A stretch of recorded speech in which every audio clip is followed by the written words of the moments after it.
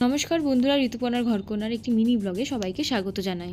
এর আগের ভিডিওতে আমি আপনাদের সাথে শেয়ার করেছি ভিলাই থেকে দল্লি রাজরা আসা এবং দল্লি রাজরার গণেশ পুজো।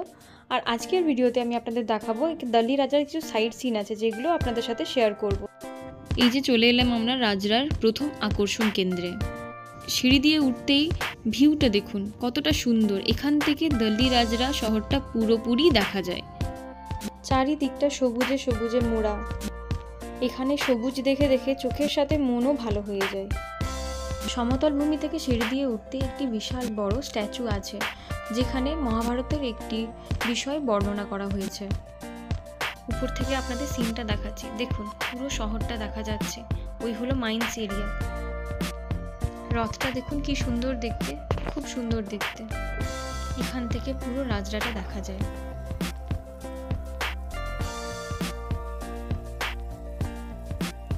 চারিদিকে শুধু জঙ্গল।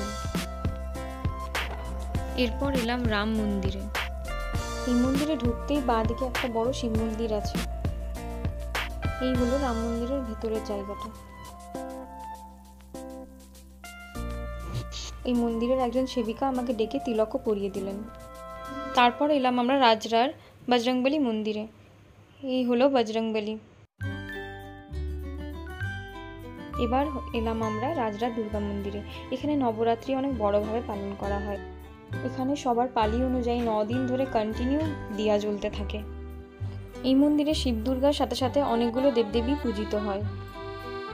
যে জায়গায় আশেপাশে শুধু মন্দির থাকে সেই জায়গাগুলো আমার ভীষণ প্রিয় হয়, মনের মতো জায়গা হয় একেবারে। কারণ আমি ছোট থেকেই পুজো করতে খুব ভালোবাসি, তাই জন্য প্রত্যেকটা মন্দিরেরই বাইরে হনুমানজি থাকেই থাকে।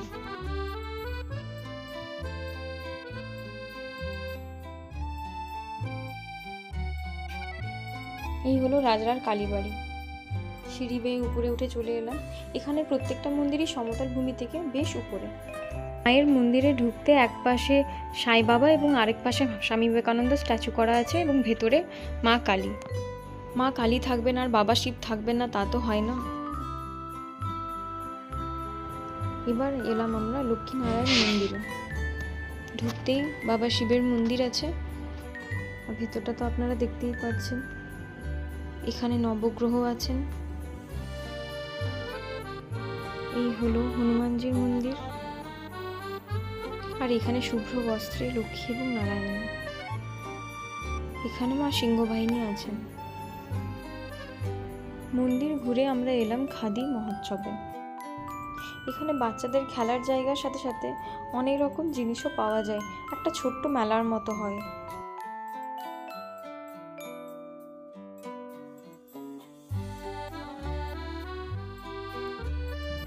দেখুন মেয়েদের সব রকমের জিনিসই এখানে পাওয়া যায়। এখান থেকে বেরিয়ে সামনের মন্দিরটা ঘুরে পরদিন সকালে আমরা বেরিয়ে পড়লাম আরেকটা দর্শনীয় স্থান, রাজরা বাবার মন্দিরে। এখানকার লোকেরা রাজরা বাবাকে খুব মানে। রাজরা বাবাকে দেবতা হিসেবে পুজো করেন। দেখুন মন্দির ঢুকতেই বজরংবলী। এই মন্দিরটাও সমতল ভূমি থেকে বেশ অনেকটাই উপরে।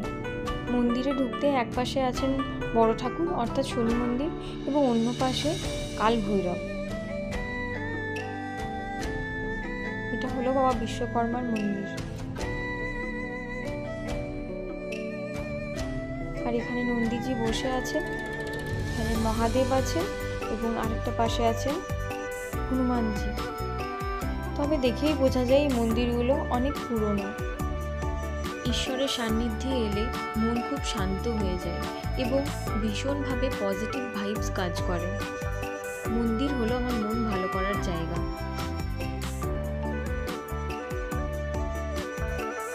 এবার আমরা প্রবেশ করতে চলেছি রাজরা বাবার মন্দিরে। ঢুকতেই হনুমানজি আছেন, সামনে মকরের উপরে মা গঙ্গা দেবী। এই যে আমার আরাধ্য দেব মহাদেব, যিনি ভৈরব রূপে আছেন এখানে, আর ইনি হলেন রাজরা বাবা। এই হলো রাজরা বাবার মন্দির।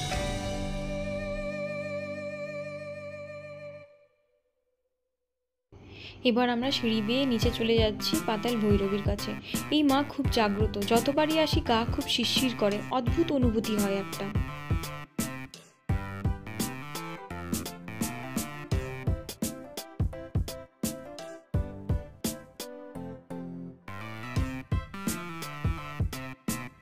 মন্দির ঘুরে আমরা মন্দিরের পাশেই এই পার্কটা আছে, এই পার্কটাতে এলাম ঘুরতে। এখানকার লোকেরা এটাকে গার্ডেন বলে চিহ্নিত করে। যারা যারা আমার ভিডিও দেখেন তারা আমার চ্যানেলটিকে সাবস্ক্রাইব করে দেবেন এবং ভিডিওটি ভালো লেগে থাকলে অতি অবশ্যই লাইক এবং শেয়ারও করে দেবেন। আপনারা আমাকে সাপোর্ট করুন যাতে আমি আরও নতুনত্ব ভিডিও আপনাদের সামনে তুলে ধরতে পারি।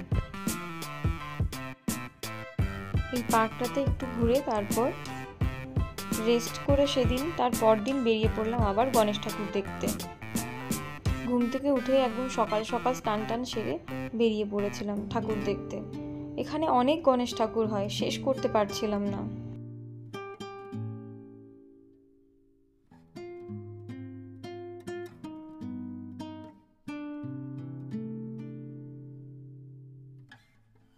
এটা হলো আরেকটা ছোট্ট শিশু উদ্যান।